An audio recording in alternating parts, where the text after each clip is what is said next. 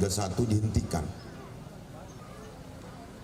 Setelah mendapat dukungan dari pembina Sriwijaya FC, penjualan jersey klub, manajemen kembali membangkitkan penjualan merchandise yang sempat tidak terkelola baik. Namun pengelolaan penjualan merchandise Sriwijaya FC akan dilakukan pihak ketiga. Saat ini manajemen sedang mengalami kesulitan finansial, dampak tidak ada kompetisi. Manajemen belajar dari beberapa klub besar lain di Indonesia yang mengelola penjualan merchandise dengan baik.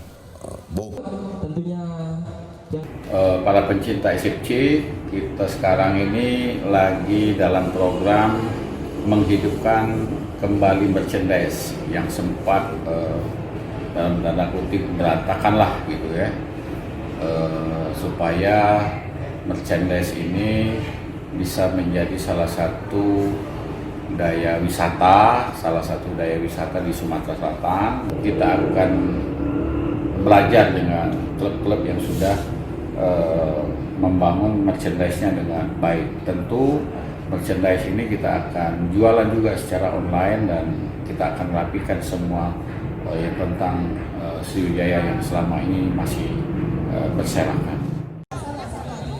Rencananya manajemen Sriwijaya FC akan membuka toko khusus dengan menyediakan beragam jenis merchandise. Nur Muhammad, Kompas TV, Palembang.